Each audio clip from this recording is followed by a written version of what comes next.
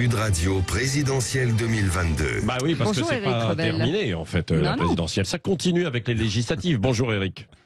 Bonjour à tous les deux, bonjour Bon, à tous. où en sont donc pour les législatives les dernières manœuvres, les dernières tractations?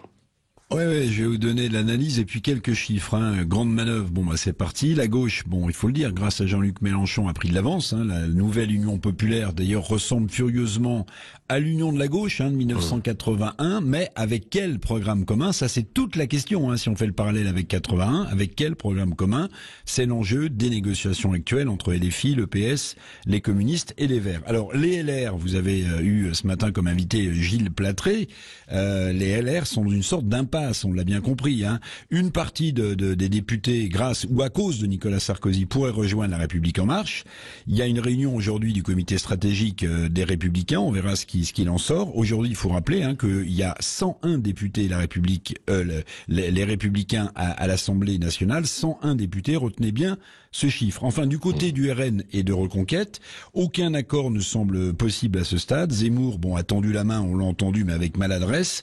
Et Marine Le Pen a de la mémoire, elle est rancunière. La droite radicale est elle aussi dans une sorte d'impasse. Oui, parce que derrière aussi cette bataille des législatives, certes, il y a donc ces sièges de députés pour être un contre-pouvoir à l'Assemblée, mais il y a aussi les moyens financiers des partis politiques qui sont en jeu. Oui, on en parle parfois, mais on en parle rarement, parce que s'allier, c'est évidemment partager la recette des subventions que l'État verse chaque année pour chaque député élu au parti. Il y a les convictions politiques, Patrick, certes, mais il y a aussi les convictions du tiroir caisse dont aucun parti ne peut s'exonérer. 3 chiffres à retenir, les subventions annuel pour les partis politiques à l'Assemblée nationale versé par l'État, c'est 65 millions d'euros. 65 millions d'euros. Un député rapporte par an 37 500 euros.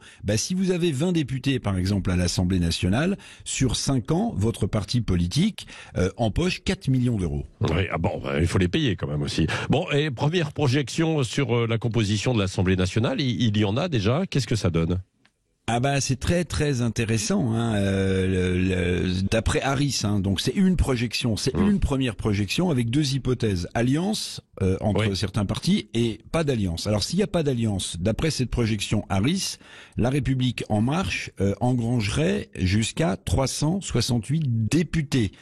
Je rappelle qu'il y a 577 députés à l'Assemblée nationale, donc 368, ça vous donne la majorité absolue. Le RN, dans cette première hypothèse, sans alliance, irait jusqu'à 105 sièges, les Républicains 65 sièges, 65, ils viennent de 101, et puis la France Insoumise 45, jusqu'à 45, le PS jusqu'à 40 sièges, et le Parti communiste jusqu'à 10 sièges.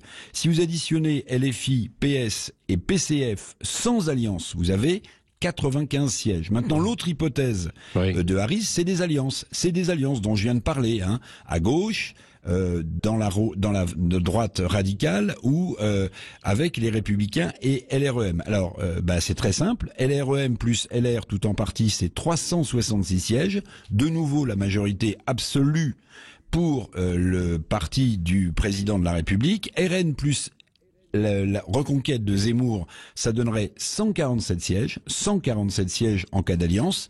Et la gauche unie, ce serait 93 sièges. Vous voyez, c'est quasiment le même étiage à gauche finalement, en cas d'alliance qu'en cas de non-alliance. Ça sont les premières projections. Donc vous le voyez, l'ambition de Jean-Luc Mélenchon, en tout cas à partir de cette première projection, elle semble très loin. Il veut devenir le Premier ministre, mais avec 95 ou 93 sièges, suivant qu'il y a union à gauche ou pas union à gauche, on est loin, évidemment, pour la gauche, de la majorité absolue.